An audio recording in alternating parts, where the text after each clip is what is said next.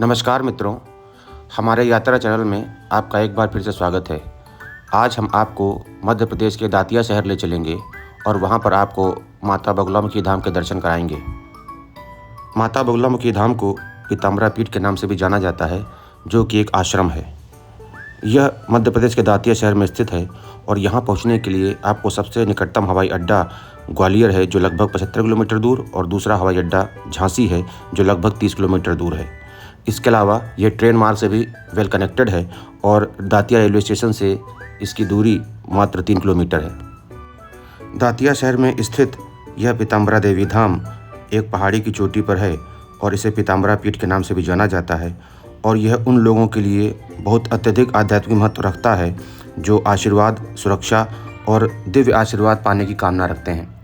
भक्तगण यहाँ पर माता से आशीर्वाद लेने आते हैं और शत्रुओं पर नाश और विजय प्राप्त करने के लिए माता भक्तों के बीच बहुत प्रसिद्ध है। तो मित्रों, यह माता बगुलामुखी धाम का प्रवेश द्वार है, जहाँ पर आप आते हैं सबसे पहले आपको यहीं से एंट्री करनी होती है। इसके अलावा एक दूसरा द्वार भी है, जहाँ से आप कार इत्यादि लेकर आते हैं, तो वहाँ पर आप पार्किंग भी कर सकते हैं। अंदर का परिसर बहुत खूबसूरत है और इसे बहुत अच्छी तरह से बनाया गया है और फिलहाल इस पर विकास का कार्य भी किया जा रहा है। पीताम्बरा पीठ दातिया की अधिष्ठात्री देवी बगुलामुखी हैं, जो हिंदू धर्म में 8वीं महाविद्या के नाम से पूजी जाती हैं। भक्तों का ऐसा मानना है कि उनकी पूजा से शत्रुओं पर विजय, वाणी पर नियंत्रण और समग्र कल्याण की प्राप्ति होती है। नमस्कार मित्रों, आज हम लोग पहुँचे हैं दातिया, मध्य प्रदेश। जैसा कि आपको पता होगा, दातिया में माता पीताम्बरा देवी धाम है, जिसमें माता बगुलामुखी जी का मंदिर है और आज हम उनके दर्शनों के लिए आए हैं। अभी आज सैटरडे होने से यहाँ पे काफ़ी भीड़ है। सैटरडे को कहते हैं कि यहाँ पे काफ़ी भीड़ हो जाती है, सैटरडे और संडे। तो हम लोग करीब 1 घंटा लगा दर्शन करने में।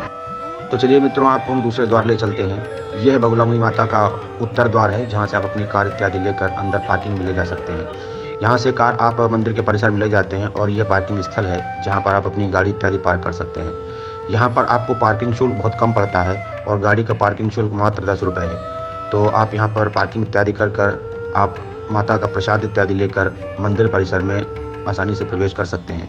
हालांकि यहाँ पर भी मोबाइल अलाउड नहीं है, लेकिन फिर भी किसी कारणों से हम लोग को मोबाइल ले जाना पड़ा, तो हमें मोबाइल के लिए परमिशन लेनी पड़ी। मंदिर का परिसर बहुत खूबसूरत है और यह आपको एक शांत वातावरण प्रदान करता है, जिसमें आप बैठकर प्रार्थना और चिंतन इत्यादि कर सकते हैं। पीताम्बरा मंदिर साल भर देश के विभिन्न हिस्सों से भक्तों को आकर्षित करता है, लेकिन देवी बगुलामुखी को समर्पित त्योहारों के दौरान यहाँ पर आने वाले भक्तों की संख्या में बहुत भीड़ हो जाती है। खासकर शनिवार को यहाँ पर काफ़ी भीड़ रहती है, और क्योंकि शनिवार को माता धूमावती के भी दर्शन होते हैं, तो यहाँ पर काफ़ी भीड़ हो जाती है।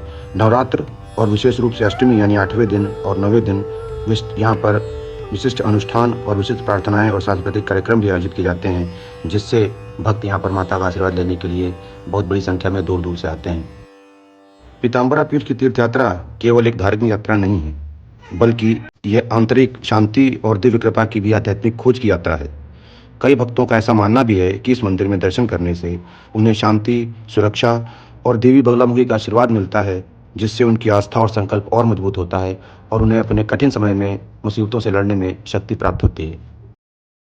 श्री पीताम्बरा पीठ बगुलामुखी के सबसे प्रसिद्ध मंदिरों में से एक है, जिसकी स्थापना सन 1920 के दशक में श्री स्वामी जी ने की थी।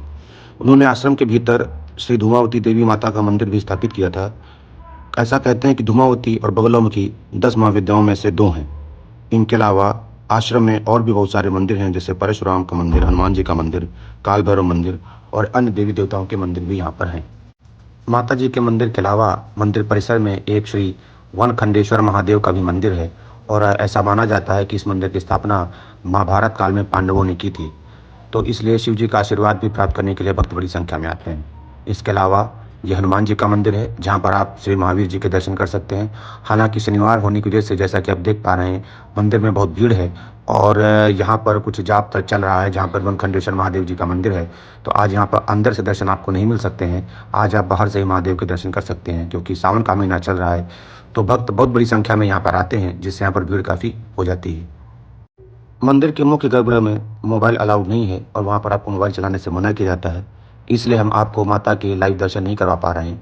लेकिन इसके अलावा मंदिर परिसर में बहुत सारे और मंदिर छोटे छोटे हैं, जैसे भगवान गणेश जी का मंदिर, शिव जी का मंदिर इत्यादि है, जिनके दर्शन हम आपको कराएंगे।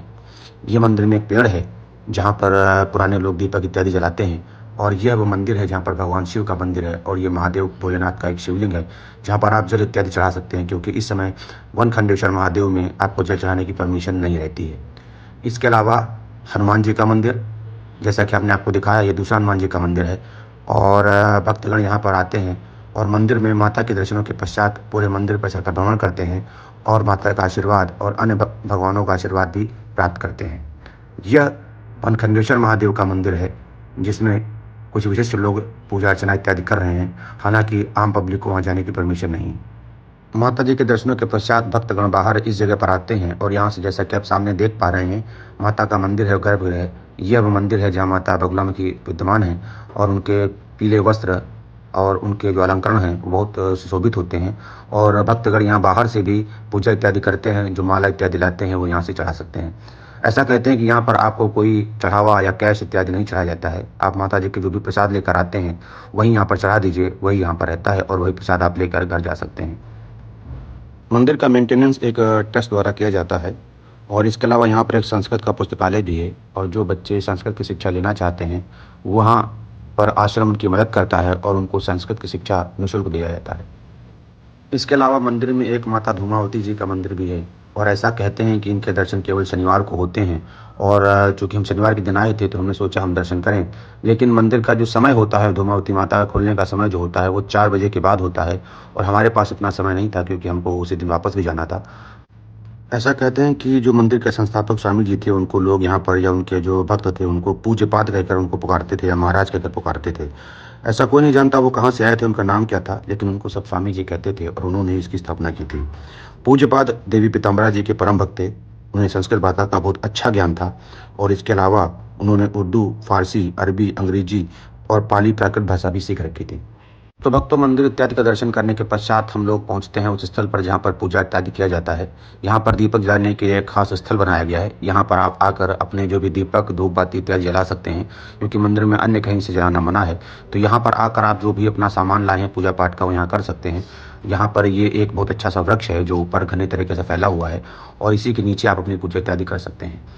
तो मंदिर परिसर में दर्शन करने के पश्चात हम लोग बाहर आते हैं और हम बाहर जाकर थोड़ा देखना चाहते हैं कि बाहर हमारे पास मंदिर में आसपास क्या मिलता है।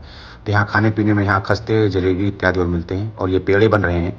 जो पेड़े यहाँ पर फेमस हैं, आप इनको ले सकते हैं। ये यहाँ पर आपको तुरंत बना कर दिए जाते हैं। मंदिर के आसपास का परिसर, आसपास का चौराहा या आसपास का जो एरिया है काफ़ी शांत है। ऐसा कोई भीड़ भाड़ नहीं है। मंदिर के अंदर काफ़ी भीड़ रहती है, लेकिन यहाँ पर जो लोकल कुजीन जिसे आप कहते हैं, लोकल खाना है, वो यहाँ का जो है समोसा और छोला होता है इत्यादि, जैसे आप देख पा रहे हैं ये सब यहाँ पर मिलता है। वैसे कोई ख़ास चीज़ यहाँ पर नहीं मिलती। हाँ, यहाँ पर एक जो मल्टीग्रेन कचौड़ी मिलती है वो भी खाने लायक है, उसको भी आप ट्राई कर सकते हैं। वैसे यहाँ पर छोला, समोसे इत्यादि प्रसिद्ध है और यहाँ पर कुछ लोक कलाएँ भी हैं, स्थानीय कलाएँ, जिनको आप आनंद भी ले सकते हैं। जैसे बाबा जी हैं, इनसे हमने संगीत सुना। ये बाबा जी बहुत अच्छा गाते थे।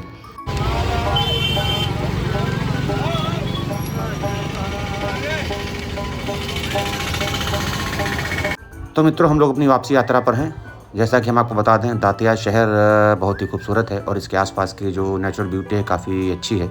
ये एक झरना है जो आप दातिया शहर में जब घुसेंगे तो मंदिर से करीब 10 किलोमीटर पहले आपको पड़ता है। ये ही बहुत खूबसूरत झरना है और यहाँ पर जो लोग आते हैं यहाँ पर बैठकर अपना कुछ समय व्यतीत करते हैं। यहाँ पर आपको प्रकृति का आनंद मिलता है और चूँकि इस समय बरसात का मौसम है तो इस समय झरना भी पूरा तेज़ी में बह रहा है, अपने पूरे जोश में बह रहा है और यहाँ की ये जो सीनरी है वो बहुत अच्छी लगती है। तो हम लोगों ने भी यहाँ पर 10-15 मिनट का समय बिताया। यहाँ पर देखने से बहुत ही अच्छा लगता है और आपको यहाँ पर बैठकर नेचुरल ब्यूटी का पूरा आनंद मिलता है। तो यहाँ पर भक्तगण रुकते हैं, जो लोग आते हैं यहाँ पर रुकते हैं और फ़ोटो इत्यादि खिंचाते हैं, वीडियो इत्यादि बनाते हैं, जैसा कि हमारी आदत होती है। और यहाँ पर बैठकर आप कुछ देर शांति से बैठ सकते हैं। यहाँ पर झरने के शोर में आपको एक अलग ही आनंद मिलता है, जिसकी व्याख्या नहीं की जा सकती। ऐसा सुनने में आता है कि यह जो दातिया का क्षेत्र है ये नक्सलवाद क्षेत्र है, नक्सलवादी एरिया है, लेकिन ऐसा यहाँ पर कुछ देखने को नहीं मिलता है। यहाँ पर बिल्कुल शांति है। हाँ, रास्ता थोड़ा सुनसान है, रास्ते में आप जा सकते हैं तो आपको इस तरह के सीनरी मिलेंगी जिनका आप आनंद ले सकते हैं, लेकिन इसके अलावा ऐसा कुछ नहीं है जिसका आपको काफ़ी चिंता करनी पड़े। तो मित्रों, हमारी माता पीताम्बरा धाम की यात्रा यहीं समाप्त होती है। हम आपसे अगली किसी यात्रा में फिर मिलेंगे। तब तक के लिए धन्यवाद और जय माता दी।